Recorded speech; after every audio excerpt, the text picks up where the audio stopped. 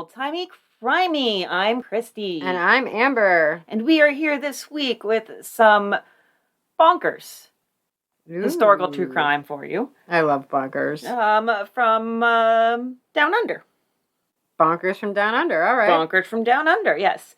We are doing this week one of our old-timey, towny murders. We still haven't figured out what to call it. Still don't have anything. Yeah. I guess we're taking suggestions.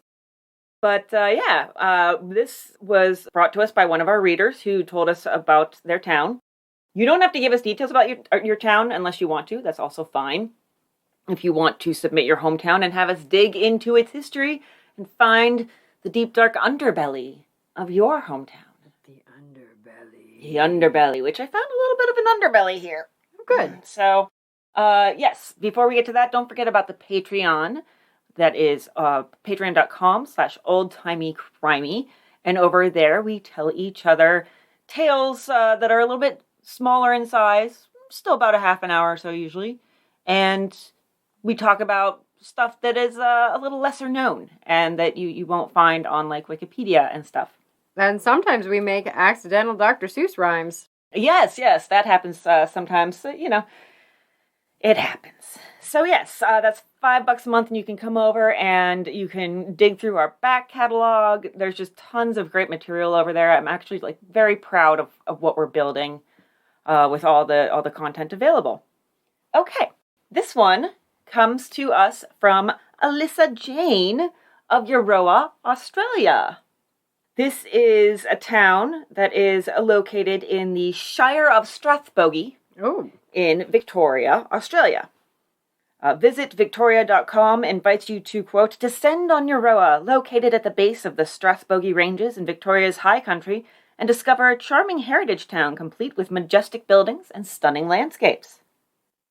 Now, in the Aboriginal dialect, Euroa comes from the word joyful, which was Yera'o. No, rolls right off the tongue. Yeah, right? Oh, there's a lot that rolls off the tongue in this. Let me tell you, it's going to be some fun words. I already got to say Strathbogie. Strathbogie. Strathbogie. The primary means of making a living in the area used to be sheep, but nowadays it's horse studs. So, yeah. A lot of the local heritage events do still harken back to the sheep times, though. You have Wool Week Festival being the main event. Wool Week Festival. There is a very well-known... Well, I couldn't... to go back to Wool Week Festival, I couldn't find any recent stuff. It might have quieted down a little bit during COVID and stuff, so... Not as popular. Yeah. So, there is a pretty big crime that we've already covered that makes it hard to find any other crimes in Euroa unless you are like us and enjoy digging through old newspapers. And that was, do you remember Ned Kelly? Yes! The bush bandit back in, it was a year and a half, 2 years, I can't remember. I have no idea. All the time runs together. It does. So, yes, Ned Kelly robbed the National Bank in Euroa in 1878. His gang took over a dozen hostages from the town. Well, they started with a dozen hostages. That was just a baseline. And then when they went out to cut the telegraph wires, they ended up grabbing some more hostages. They ran first into a hunting party and then a group of railway workers, so they just grabbed all those guys. Snatch them all up. Right? Exactly. They robbed the bank of £2,260 and also took 14 more hostages from the bank manager's household. At that point, they had 37 hostages. That's pretty impressive. And when you have a built-in audience like that, literally a captive audience, you put on a little show for them, You get theatrical with it. I hope there was tap dancing. There was trick riding. Maybe there was tap dancing, who knows. So that was basically Euroa as far as historical true crime is concerned. That's the most linked case and is definitely the biggest. But we've already covered that. Been there, done that. Been there, done that. So we dug a little deeper into the newspapers. Before we get there, though, I did look at the notable people from around the town. They're pretty much all footballers, with one cricketer And also Eliza Forlong, the woman credited with introducing merino sheep to Southeast Australia. Oh. Yes. I do have to say that one of the footballers is named Paddy McGuinness, which is just a beautiful name. That is a beautiful name. And also, I am related to McGinnis's. Oh, so okay. I have a brother and a sister that are McGinnis's. There was a McGinnis in my hometown now that I think about it. That was in my class at school. No relation. Are you sure? No. Okay. Pretty sure. Well, I haven't seen the dude in like 20 years, so. But there's the Farmers Arms Hotel Museum in Euroa, and those are pretty much the two characters. Eliza Forlong, who brought the sheep over, and Ned Kelly. They share space there as the town's two, these people have been here and either introduced a main section of our economy or robbed a bank, which also is economically related. Yeah. It's just not It's the Economic Museum. Yes. Loads of people want to go see that. So, well, they have Ned Kelly memorabilia and fun stuff like that. So it would attract people who are interested in crime. Yeah, absolutely. Now, Euroa is not a big place. The population was 3,300, the last census. It's only about 2 hours from Melbourne. It seems like a nice town. I did a little Google Street View. The last Street View images were taken in 2008. It's been a minute. It could be on fire, or actually, considering when I looked on the maps, the warnings that popped up, it could be flooded. So our fingers are real crossed for you guys. Just got to say. Oh, yeah. I guess if both happened at the same time, maybe it worked itself out. That didn't work itself out here. Yeah, that's true. That's true. Yeah. We had a flood and then a fire right afterwards. So, but yes, it does look like the main drag looks like the main street in like a really subdued Western, like not anything that's really like cheesy or corny or anything like that. A Western that's going for the drama. So not like the Ballad of Buster Scruggs. Yes, exactly. I definitely know what that is. It's a movie, I'm assuming? It's like a series. It's weird. I only saw like bits and pieces of it. I don't know if it's a dramedy or... I'm really not sure what was happening. Some of it's sad, some of it's funny, some of it's absurd. I don't know. I never know whether it's a dark comedy or a dramedy. I don't understand. I only saw like the first episode and then I was confused because it's on Netflix. It's called the Ballad of Buster Scruggs, and Buster Scruggs dies like within the first 2 episodes, from what I understand. I'm like, okay. That would be like naming Game of Thrones the Ballad of Ned Stark. Kind of like that. They went one step further with it, though. Yeah, so like the one episode I saw, there was literally song and dance. And I'm like, this is a comedy. And then people are dying. And I'm like, this is not a comedy. I am fucking confused. I haven't really given it a fair shake. I might go back to it, but I don't know. There's a lot of famous people, a lot of cameos. I don't know how I totally missed this, but yeah, I'll did take a look too. at that. I stumbled upon it and I'm still confused. So maybe I'll go back to it less drunk. Okay. So yes, it does seem, I guess, kind of like I'll get back to you on whether it looks like or doesn't look like Ballad of Buster Scruggs. Which one are you saying? Ballad of Buster Scruggs. No, does it look like it or not look like it? I don't know. I can't remember what Well, we I don't said. know what Buster Scruggs is. Is it a dramedy? Is it a dark comedy? Is it not funny? We don't know. So, but yeah, there's a dark underbelly back in the day in Euroa. I don't know how it is now, but this was one of those stories. The first, I'm going to tell you 2 different stories because one was a little short. And this was one of those stories that you it's like scratching paint off a wall with your nail, You just have one nail and you're scratching the paint off the wall, and sometimes you're not getting anything. Sometimes you'll get a chip. Sometimes a big fleck will come off. Oh, I get excited when it's like the big ones. Oh, yeah. Nice big chip. And so it was like that because I would read article after article that said the exact same thing and then find one article where it was like, whoa, wait. okay, we're adding a new element in here. Okay, all right, I wasn't prepared for that. All of a sudden, all the wallpaper is orange. Yes, exactly. So we're going to talk about Mary Bellairs. Okay. In 1903, she was around 26 years old and married when she was charged with stealing £5 from William M. Vaughan.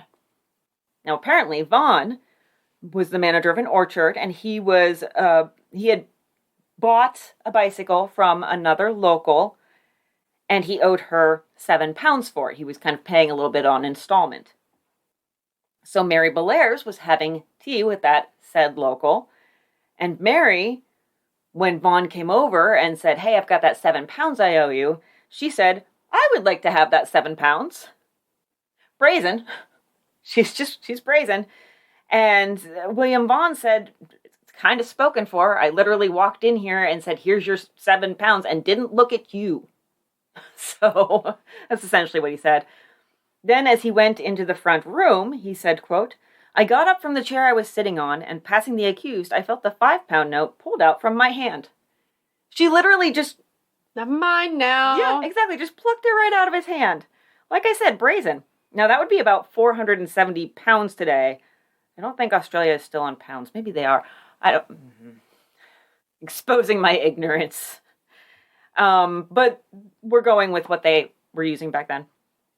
Now, she was spending her ill-gotten gains well. A fruit vendor testified that she bought a pound of peaches with some of it. So, I mean, a peach pie. I'm a pie person. What can I say? So I what approve did of she do? Peach purchases. Did she just, steal it and, bolt? He tried to look for it, and so did the woman who he was there to pay. They couldn't find it, and she was like, well, shit happens, I guess. Bye. I'm out. Losers. So the case really didn't blow up. It was £5. She was not taken to trial. There was a preliminary hearing that ended in her being let go. I know I do criticize the newspapers sometimes, but I really have to give credit to them for devoting 2 whole columns on page 2 to a preliminary hearing over £5 that ended in absolutely nothing. Huh. So, now, the thing is... Slow news day. Slow news day. I was a journalist for a short time. I know how that goes. Oh. So, or she was found guilty a month and a half later. It's unclear. The articles clearly state after the preliminary hearing she was let go, but it seems like maybe that was on bail, but bail's not mentioned. One way or the other, there was something going on that the papers didn't want to spell out. They wrote, quote, in consideration of certain mitigating circumstances, the accused was ordered to find a surety of £20. So that's basically someone that both provides her bail and vouches for her personally. Another paper said His Honor did not wish to send her to jail for several human reasons, and basically released her on her own recognizance and said that if she messed up within the next year, then she would have to come back and be sentenced. So basically keep your nose clean and you'll be good. This was one of those cases I just kept on scratching my finger on the wall and get nothing until pregnant. Finally, well, I thought that she had a baby in her arms at court. Yep. Yeah. I was like, my guesses were pregnant or some sort of cognitive or mental health issue that was pretty apparent from her behavior, maybe. I couldn't really, it was just so glossed over and so vagued up. And it's like, she was holding a baby. It's not like the baby was like Satan. What is that? Why are we hiding this? So she was pregnant. She had a fucking craving. And this guy walks past, she just takes the $5 and she's like, I'm gonna get me some peaches. Yeah, absolutely. I do love your version of this. Amber's headcanon is always my favorite. So yes, there was definitely kind of a weirdness with the paper's reticence to say woman was holding a child, okay? Like we have to call it several human reasons. So anyhow, the judge did go for mercy with her with that particular ruling. Another dude sentenced in the same court that day got 9 months hard labor for passing a bad check. So she did get lucky. Yeah, she did. Then a few months later, boom, she's in trouble. Big trouble. Quote, in connection with an infant recently given birth by an unmarried girl. So it's a different story this time around. The police were also charging a man named Frederick Kerslake, he was a laborer, as an accessory. So what? Getting her pregnant? No, they were more like co-workers. Oh. Yeah. He took care of her? The aftermath. Oh. Of illegal operations. Oh. Yes. So the infant that had been given birth, one way or the other, did not survive. The body of the infant was found in Frederick Kerslake's garden. Oh. Mm-hmm. Now, I should specify that when I say garden, I'm pretty sure that Australians, probably back then, I don't know about now, but probably back then, they used the British term for garden, which basically is like your backyard. It doesn't necessarily have to be like a food garden. Just wanted to specify this with what we have knowledge of is in the ground. So, there you go. So, basically, somebody snitched on the girl who was pregnant and then was no longer pregnant, and there was no baby to be seen, so there were kind of a couple questions arising there. And this became a murder charge. The Barrier Minor paper said, the case has caused a painful sensation throughout the district and is one of a series all centering around the accused. I was like, what? Okay, that's hinting at more, but not giving me any details. So let's talk about the unmarried woman here. This was Louise Laurie Mitchell. She was a servant, and she went to Mary for treatment. This was this from the papers. A child was unexpectedly born alive, and the accused took it out of the room for a few minutes, and on returning stated that the child was dead. The accused then buried the body in her garden, but subsequently its mother got a man named Kerslake to take the body away, and Kerslake buried it in his garden. So, the child unexpectedly born alive. Yeah. I think somebody screwed up what they were doing. Yeah. That illegal operation became, well, what happens when they're illegal? You get a lot of, hobbyists, I guess. I don't like that. Nope. I don't like that. I said it. It seems that for some reason, this case in particular gets people looking under rocks and finding a bunch of nastiness. They're calling it the Euroa horror. Oh, my. Yeah. A lot of it seemed to stem from letters that were found at Kerslake's house during a search. He had admitted to disposing of the body in his garden, so they searched his house and they found letters that implicated him and Bellairs in, quote, an organized scheme of illegal practices that had been going on for years. So we know like back alley abortion is part of this. So, but another case pops up. It's not really explained how it's connected, exactly how, like, point A led to point D. We kind of missed B and C. But this is weird because when I was first reading into this, it would list stuff about the abortion case, and then it would list this case. But there was no obvious relation, so I thought they were completely separate. But it wasn't. They found out about this case. So it was from finding out about the abortions. Thomas Batten, an elderly man, has been committed for trial at Euroa for criminally assaulting his stepdaughter, Grace McConnell. The case has arisen out of the investigations into the alleged child murder at Euroa. So that was a big paint chip off the wall, but I still can't see the pattern of the wallpaper underneath. They found out that the young girl had an illegal abortion. Mm-hmm. And that she was raped by her stepfather, so they're taking him out too. I guess my main curiosity is what the hell was in those letters? Who is writing about this?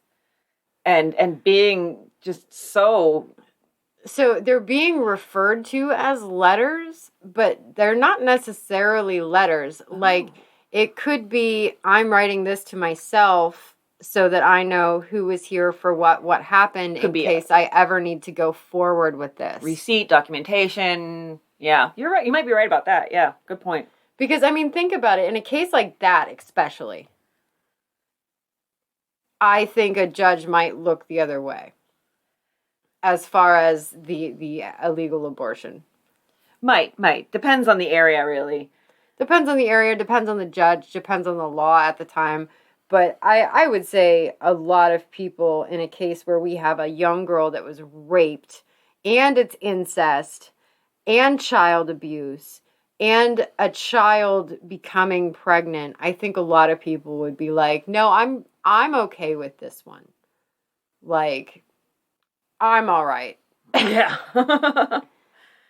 So, there's more hinted at there even, too. These allegations extended over the last 6 or 7 years and implicated others beside her stepfather. Oh, no. Yeah, it's not looking too good for this poor girl, who, you'll notice, she's named. So, Grace and her mother left Euroa for Adelaide. This fact, along with the previous paragraph that I read from about the other implications, was published in the Adelaide Register. They probably left Euroa partly because the press published the poor child's name, only to have the press in Adelaide do the exact same thing. Multiple papers in Adelaide even. It wasn't just like one paper. I don't think you could be a reader of the newspaper without knowing that this had happened. And, or maybe they didn't get to Adelaide because there was another newspaper that said that Grace was jailed as a consenting party. Which we know, consenting is, it's not even doing work there. It's not supposed to be here today. she was not consenting. So, now back to Mary. She did tell the authorities she had a large practice tending to the needs of local women, and Kerslake basically was her assistant. She denied the murder charge, and basically, they did find the body. They had to have help from Kerslake. He literally told them, it's in this part of my backyard, and they couldn't find it, and so he was like, oh, fine, I'll do it. God. Give me the shovel, I have to do everything. Now, I think earlier I misspoke and I said a couple months. I meant a couple years. This is in 1905 and the theft case was in 1903. So I just wanted to clarify that before I say that the body was very decomposed. So a lot of time has passed. Quote, so much so that it is regarded as almost impossible for medical evidence to decide whether the child ever breathed. So they can't even tell that an unnatural death has happened. That definitely throws a wrench in their case. Kerslake tells police Mary's been doing this for a long time, and not only is he her assistant, he also takes care of, like I said, the disposal. Quote, he said he had thrown several bodies into a well in a paddock about half a mile on the Shepparton Road, but he would also throw animal corpses like rabbits in there too to try to confuse things, should it ever be found, which of course now it has been. And just by the by, rabbits were a big problem in Euroa back in that day. I don't know how it is now, but I know that there were like weekly notices about the necessity to go on like rabbit purges. Oh, wow. Yeah, kind of nuts. And so at least he was doing a little bit of service for his local... No, can't do it. Can't. Nope. Now, they did drain the well. Keep in mind, I said this is a well. A well. He threw all this down a well. I hope nobody was drinking from that. They did find a bunch of remains, but it was to the point where the doctor couldn't even tell if they were human or not. So he did a good job with the confusing part. Yeah, it did work, unfortunately. The charge against Mary got changed to attempting to perform an illegal operation, which I personally feel under the laws and guidelines back then, whether I approve of them or not, doesn't matter. That does seem to be more in line than murder with what the police seem to have on her. Doesn't seem to be a whole lot of actual evidence. And she was found guilty and sentenced to 3 years imprisonment. She was carried out of court in a fit. Now, Kerslake was found guilty of concealment of birth, and he got 2 years. The elderly man got 7 years for incest. So that was the Euroa horrors, that it just seemed like every rock you looked under had more bugs than you could imagine. But everything looked nice and pretty on the outside. Hey there, beloved listeners. If you're enjoying this episode, then you absolutely should check out our Patreon. That's patreon.com/oldtimeycrimey, which is the absolute best way you can support the show and get something in return. For just $5 a month, you get 5 bonus episodes a month. On the Patreon, we frequently talk about old-timey crimes you won't hear about anywhere else. Crimes that have been forgotten by time and erased by history that you won't read about on Wikipedia, Murderpedia, or really any pedia. We also delve into the old newspapers for the wacky wild crimes like the thieving lion tamer and the spaceman intruder. Or talk about strange, delightful customs like Nutting Day while learning about the time people rioted over cheese. So we can't even talk about it in our own promo without giggling. I love Nutting Day. Nutting Day is the best day. So come check out the Patreon for more of the weirdest, wildest, and most shocking old-timey crime. That's patreon.com/oldtimeycrimey. Where's the link? In the show notes. I knew I was not going to get through Nutting Day without giggling. So, okay, let's talk about the 1898 Bush murder. Okay.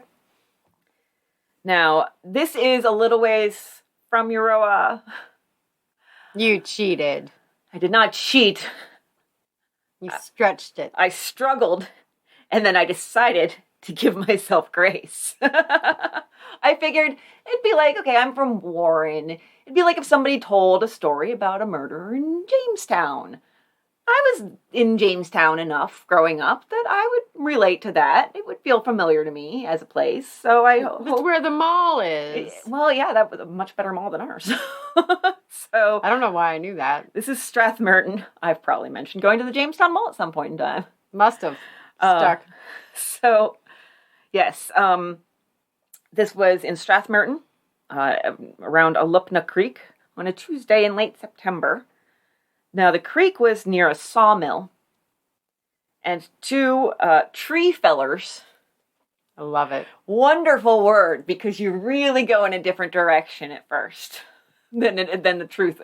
The truth of this, these are men who fell trees, but I think they're tree fellers. Love it.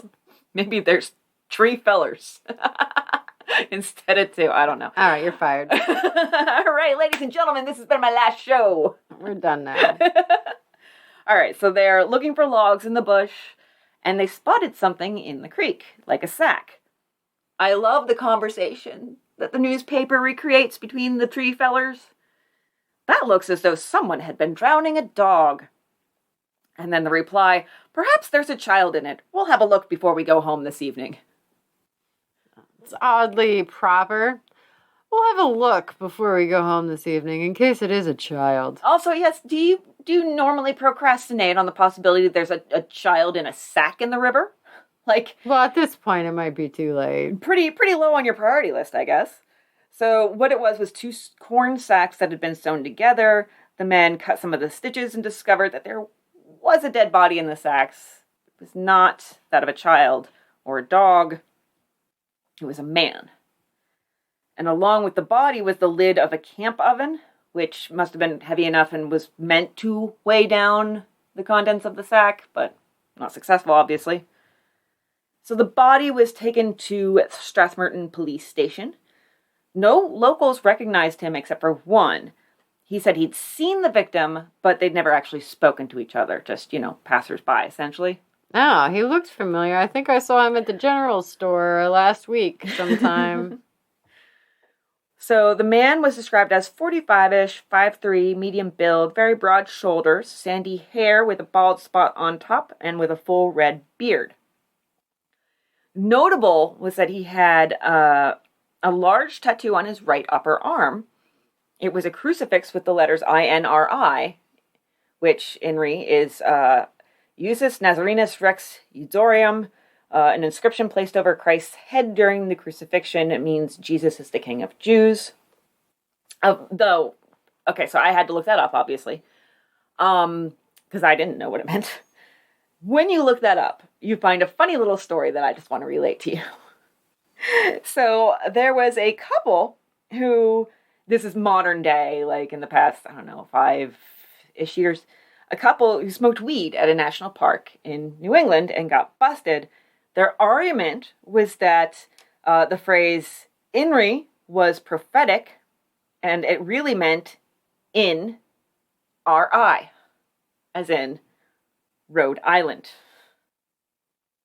And they chose that national park because it was donated by the Hahn family, and Hahn is another word for hemp. And then there was even more on top of that, of their attempt to argue that smoking weed in that particular part was part of their religious practice. I like where they're going. It makes perfect sense. That just cracked me up. So, going back to this man who's been found in a sack in the river, that was a transition. It was not a graceful one, but it was a transition. So the post-mortem examination found that the cause of death was a laceration of the brain.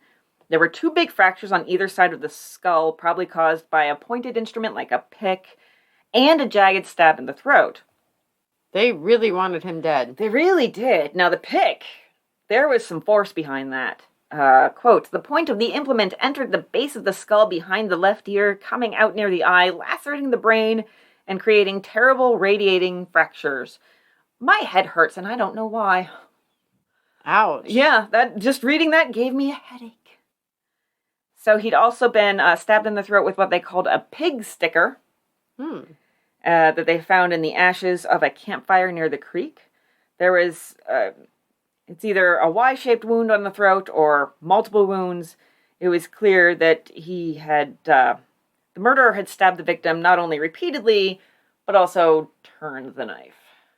So, yes, wanted him dead is actually maybe an understatement. We were very, very angry. Yes. The cuts on the left hand of the victim indicated a struggle. Defensive wounds. Mm-hmm. And then the police kind of generated a theory based on that. The theory of the detectives is that the men quarreled and that the murderer stabbed the other man in the neck. The victim grasped the knife with his left hand, receiving the gash near the thumb, and then fell forward in an exhausted condition. As he fell, the murderer seized another weapon and then gave him his quietus with the wound in the skull. Quietus. It's your word of the day.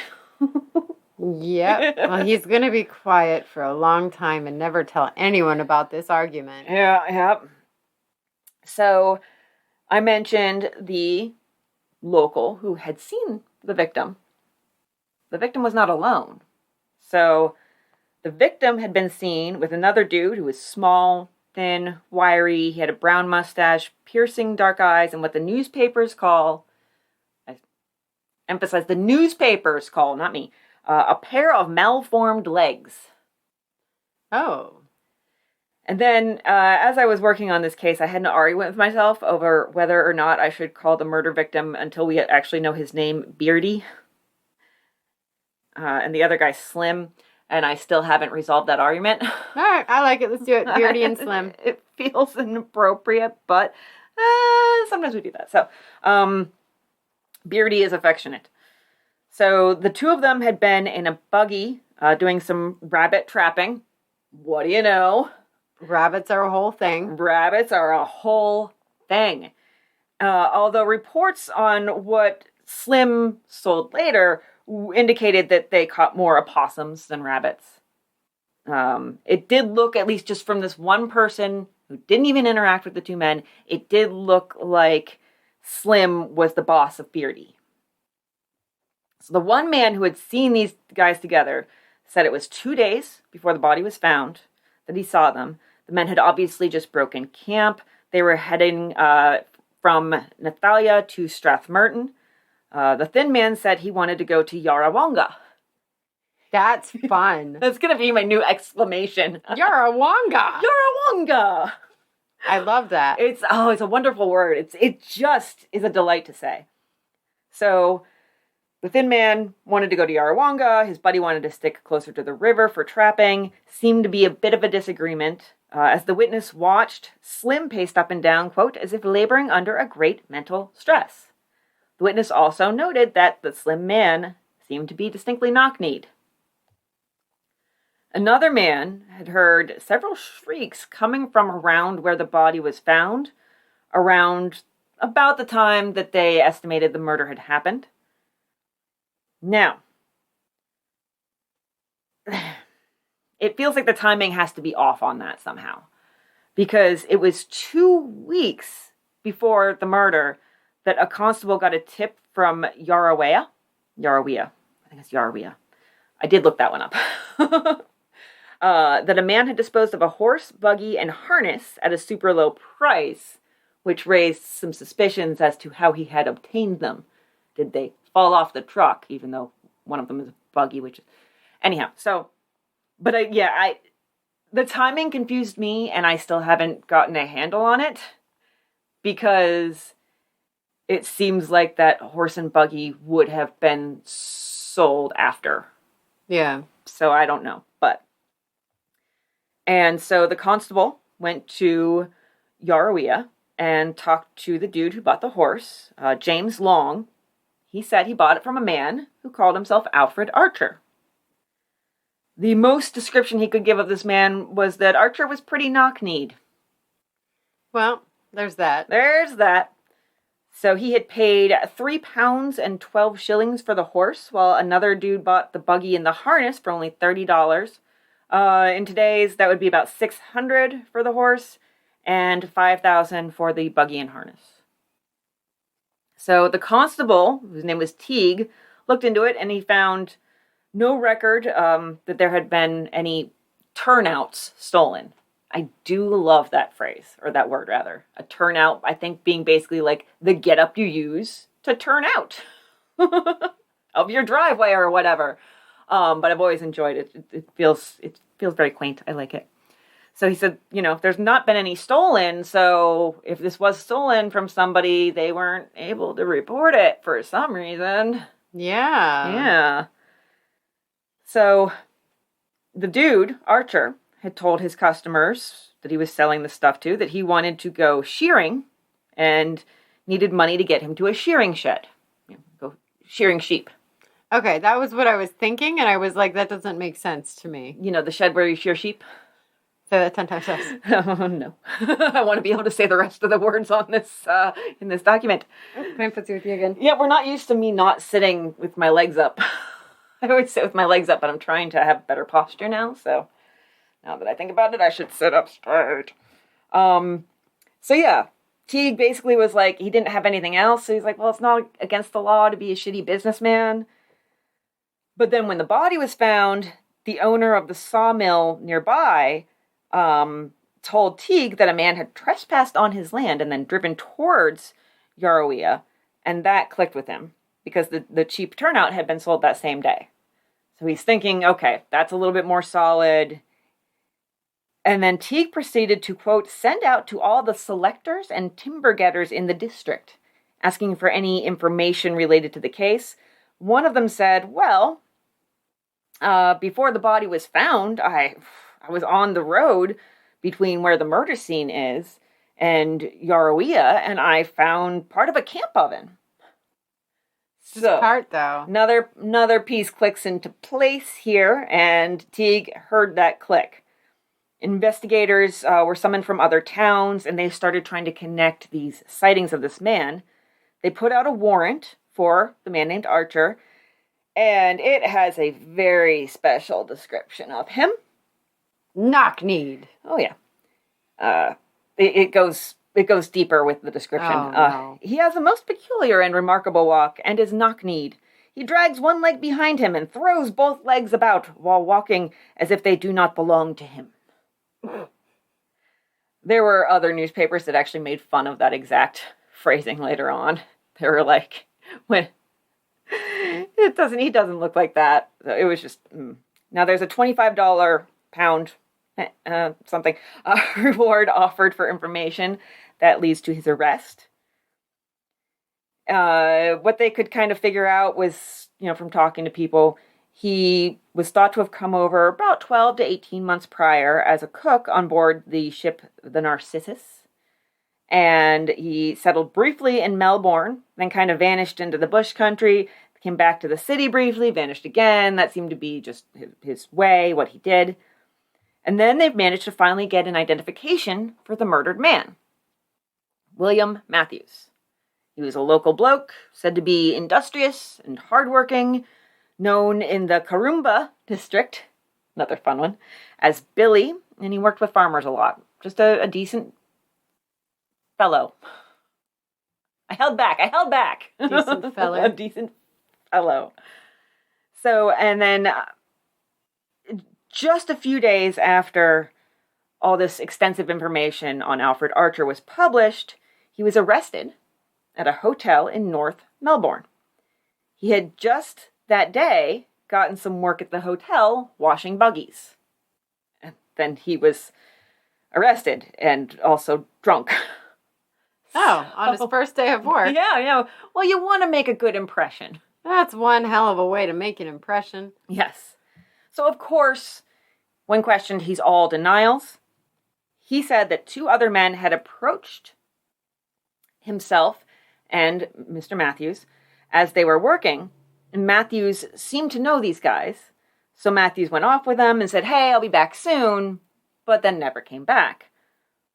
Archer said he was pretty sure that Matthews had just gone on a spree at a local hotel. He's just off getting drunk. Ignore the fact that I also am drunk right now. And he had heard the next night, he kind of thought differently because he heard what sounded like Matthews calling his name from down by the creek. He said he went to the creek, couldn't find Matthews, but then when he returned to camp, the oven lid was missing. He reported that he had sold the buggy and the horse for cheap because he just needed money for traveling. And don't you also need a horse and buggy for traveling, though? I know, it doesn't completely line up. I guess trains? I don't know how well they could get you off across Australia in that day. But this lovely tidbit that he later said just really... I like it. I remember having made some statement after my arrest, but I was drunk at the time and did not know what I was saying. So there you go. Now, he himself had several tattoos, which I was just amused because there's like an anchor, there's the letters AA, so he probably got his own initials tattooed on him. He loves himself very much. It's fitting that he came over on the Narcissus, I'm just saying. Yes. As well as a lover's knot and a dancing girl tattoo. Yeah. But he was... So when he masturbates, he can imagine a woman. Yeah, right. Now, he was a little shaky in court. He nearly fainted. And the newspapers are really hyping this, and they're really getting into the drama. This is on his departure from one of his initial court dates. Quote, and I'm going to inject as much drama into this as I can, so get ready. I'm ready. Let's do it. The cab drove off with 300 people dashing behind it until, reaching the main street, the driver urged his horse, and the last persevering sensation hunter dropped breathless away. Wow. The whole article. I swear the first 3 paragraphs were descriptions of the crowd pressing up outside the court. You don't even get into the courtroom until multiple paragraphs in. Wow. Somebody was really, really trying their best to get a job as like more than an intern. Yeah, right. So the trial is pretty brief. Basically the defense is everything that the prosecution has is circumstantial. It might not even really be Matthew's body. It might be somebody else entirely. We don't have any real verification. They made the point that there were plenty of people around who knew Matthews, but they hadn't been called when the coroner was verifying his identification. But of course, if Matthews was alive, then couldn't he possibly, at any moment, walk through that door? No. Not happening. They were trying, though. Yeah, I mean, he didn't do that much. That's a Kristy bonus. Bonus. Kristy bonus. You know, I like to bring a little bit of the performance arts into it. So, Archer took the stand and told his story. He came from South Shields, England. He had come to Australia about a year before. Like they said, their information was right. He had been there a few times prior. He'd done a lot of traveling before that, actually. Italy, Germany. He worked on some ships. He'd been in the Marines. So he met Matthews, who offered him an even split if they went possuming together. Then, after a fortnight, a few people approached, and we get those two men that come out of nowhere. So it's just about the same story he told, which I'm glad that was when the papers got even more blurry. Oh, yes. That's my favorite, reading 1800s blurry-ass newspapers that you can't zoom in on. I know, right? Oh, yes. So a big point they make is that when Matthews disappeared, Archer didn't really make any real effort to find him. He said he traipsed down to the creek and looked around, and then he was like, well, he's not here. I guess I gotta go sell his horse and buggy. And, you know, if your buddy disappears, you do more than that, I would say. If it's your friend, yes. Even an acquaintance that you've just spent the past 2 weeks working with. Even if you don't like him, if somebody disappears, you maybe do something. Literally anything. Maybe not. That's an Amber thing. No, like, I'm just saying, I've had coworkers that either quit or were let go, and I did not realize their absence for a good year. Well, this is a little bit of a different kind of coworker situation, just because they're also traveling together, camping together. So you have that aspect where they're around each other like 24 hours. Which, all the more reason that he was like, this guy is so annoying. And the guy is like, I'll be back, or maybe I won't, okay, bye, and leaves. And the guy's like, oh, thank fuck. Oh, I'm not going to report his ass missing either, especially if he was driving me nuts. I'm just going to drive away. Yeah, exactly. In his buggy with his possums that he caught. He left. He said he may or may not be back. I'm going to go with may not. Goodbye, sir. Like... So, yeah. Well, there definitely is kind of a logic problem, especially if you're out in the bush, you know? It's in Australia. There's a logic problem, yes. I can see the gratefulness that he had left, and that's pretty shady to sell his horse and buggy. But I mean, this is sort of the opposite end of the spectrum from when a killer like goes to the extreme and tries to jump into the search for a missing person that they murdered. He's like, yeah, I knew that guy. He left. He's fine, I'm sure. Somewhere drunk, whatever. So the defense is just that, well, when Matthews disappeared, Archer was like, well, I've acquired some new property. I'm going to hop on over and sell it in another town and then skedaddle. The jury deliberated for 45 minutes. 2 hours. He was found guilty and sentenced to death by Justice Hood, which is a little too on the nose. The hood, hangman's hood, and also the hood they put over you. Everybody on that stage is hooded, I swear to God. Stage. It's a gallows. It's not a stage, Kristy. It's not a gallows. Everyone's wearing a hood. It is a performance of sorts. But the other ones have eyes in their hoods. Yes, that is true. So, after being sentenced to death, Archer was returned to his cell, where he had what they called a violent fit. Quote, and fought and hit those in charge of him and raved like a maniac. There was also some maniacal laughter and apparently some biting. I feel like that would be the opportunity to get him to confess, though, is when he's lost his mind. Well, we'll see what happens. It took several constables to hold him down, And the way the paper describes it, it seems like the public was just, like, right there. Like, could see him. Like, okay, so here it is. People surged so close in that the police eventually cleared the yard after Archer had remained for some time with his head on some bags of chaff, which were placed under him. He seized one of those in his teeth, shook it like a terrier shaking a rat. He then knocked his head on the ground and raved in Italian and German for a long time. Wow. So for some reason, the general public is just, like, hanging out around the jail and can see him. Now, it doesn't seem like this would be, you know, a cause celeb that people rush to, but apparently, kind of a little bit. Someone told the premier that a deputation of 4,000 people had been arranged to petition the governor for Archer's reprieve on the basis that Matthews was still alive. I don't know if those 4,000 people existed in reality or in somebody's head. I was going to say probably not. And, like, what is your argument? The argument is that Matthews is still alive. Has anyone seen him? Nope. Heard from him? Nope. Yep, I know. So the premier contacted the Reverend R. Elliot, who was Archer's spiritual advisor in the prison after his death sentence, and was pretty much spending every waking moment with him, even taking meals together.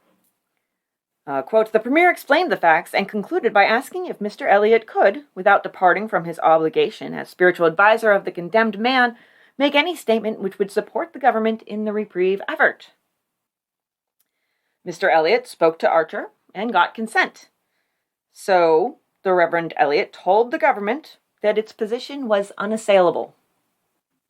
Basically, gives him the go-ahead. Archer had confessed to him, although at the moment, just for the moment, while Archer was still alive, the Reverend left it at that.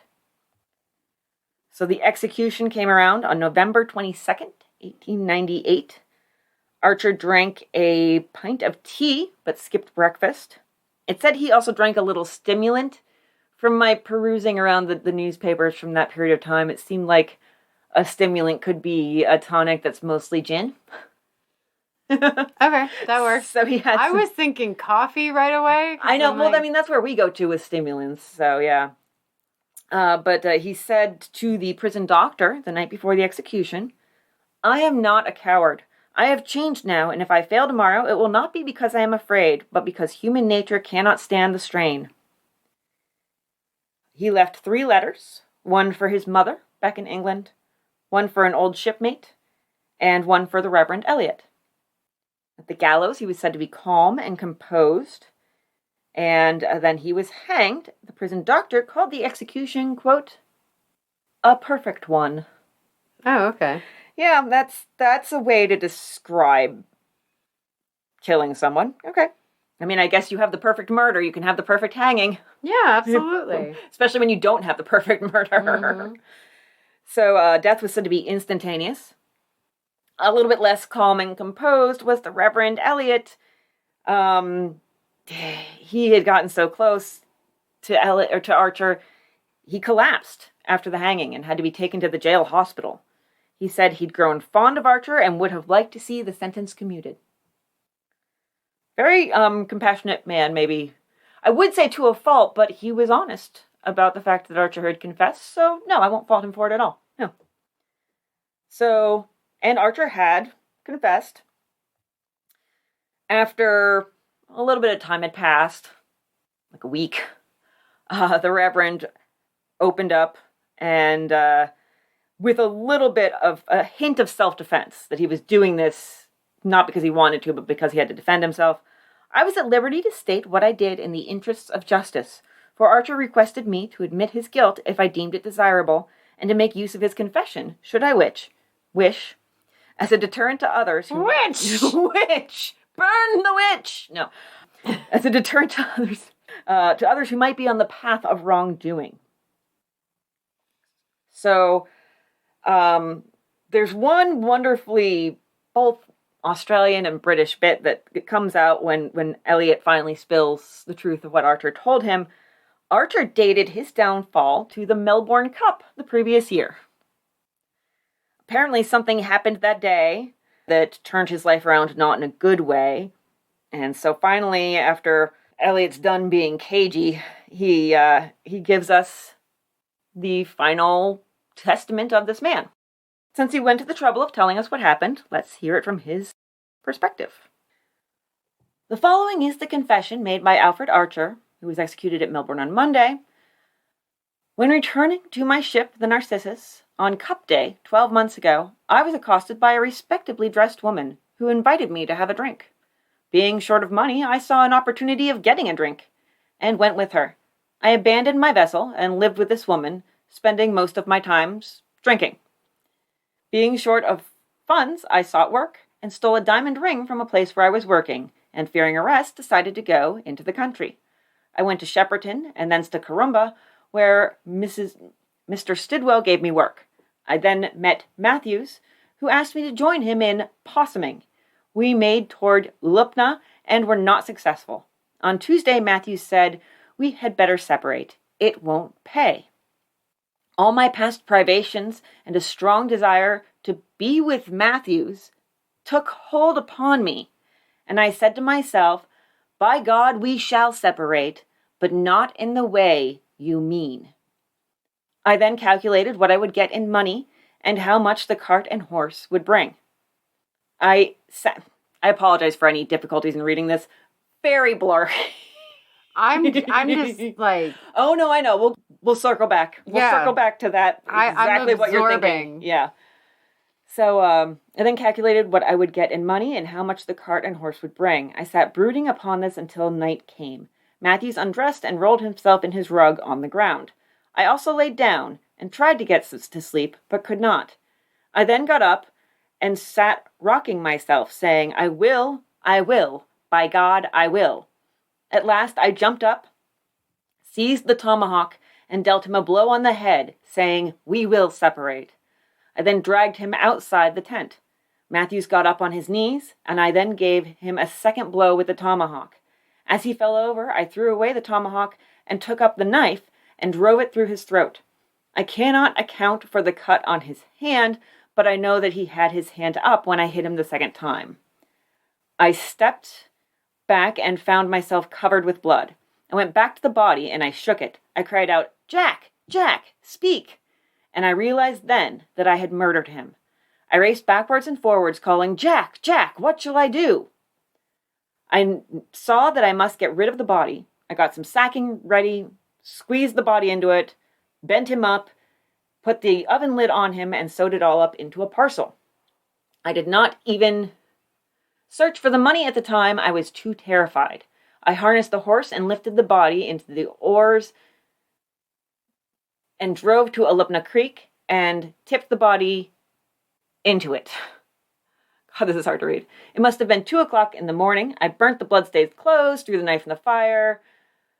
And then he goes and says, from here my movements are known. My mind had been filled with horror since the deed was done, and my sentence is a just one. I thought the body would not be found until at least Christmas, and then I would be away. But then, passing along Bourke Street, I saw a placard announcing a murder at Strathmerton. My very heart stopped beating. I decided to wait. I was dumbfounded by the statement at the trial, and said, this is the reward for my actions. Betrayed by the woman I loved, condemned by man, and abandoned by God. So, that's interesting. Yeah. The comments, the strong desire not to be separated from Matthews is definitely, I think something's bubbling under the surface there. I don't know for sure.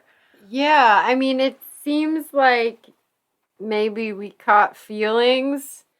You know, our little possuming adventure turned into a little Brokeback situation. Yeah, and then Matthews is like, okay, you need to go now, we're done. But I don't want to be done. Yeah. I'll never be done. Did not seem like you wanted to be done. We can separate, but not in the way you mean. Yeah, I know. That's friggin' ominous.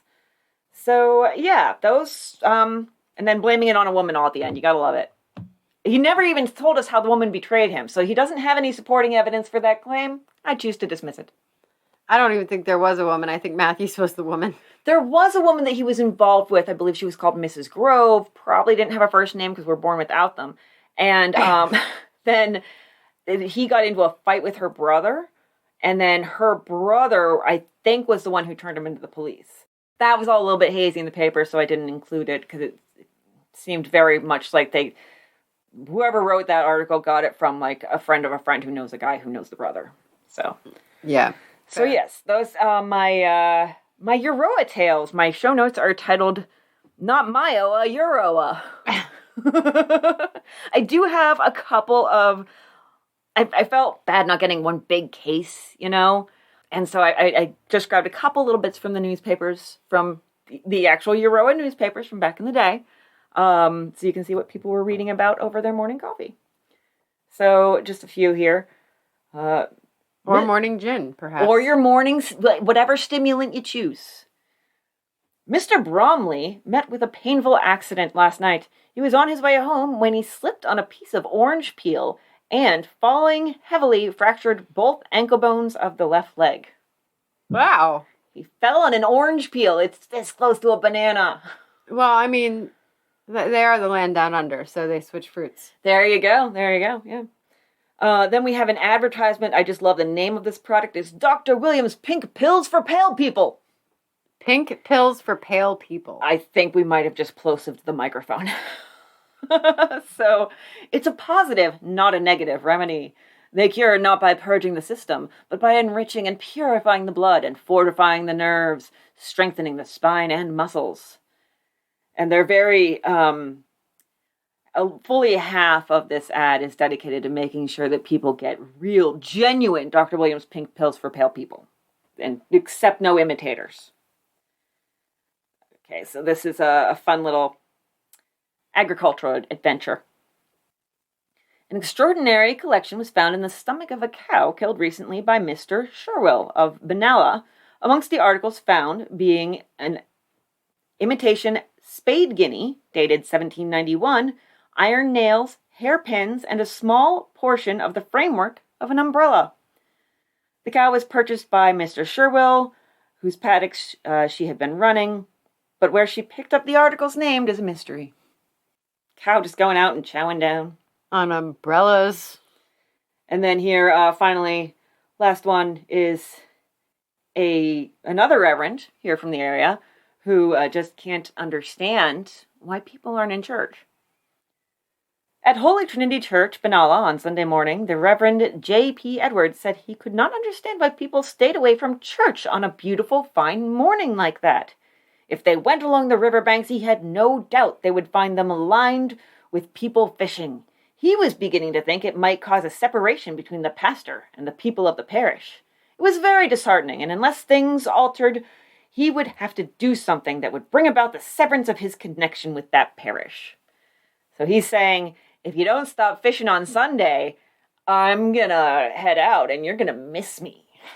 Except I don't think anyone's gonna miss him. No, they'll just continue fishing. They'll be, if they're already choosing to go fishing over church, I'm pretty sure they're okay with you leaving. Yeah. Bye. Bye. So, we do have a patron shout out. Welcome to the Patreon. I'm like tossing my hair, getting ready for my She really is. She's like getting her Beyonce on. Yeah. She's ready. Marie Zimmerman. Hi, Marie. Hi, Marie.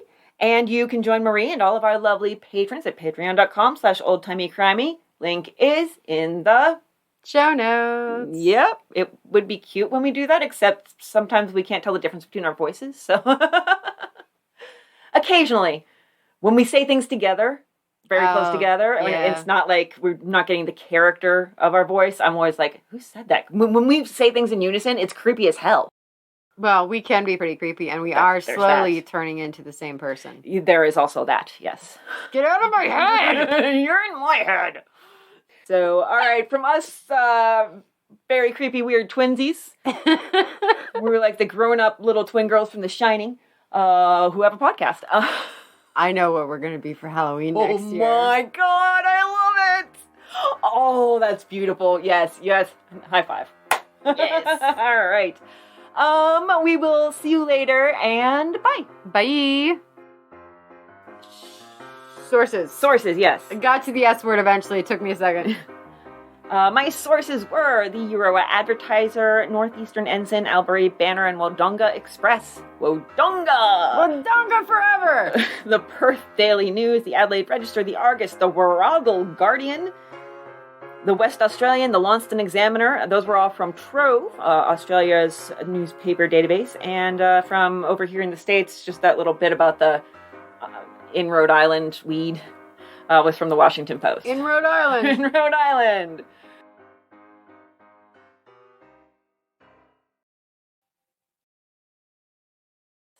Get out of my head! You're in my head.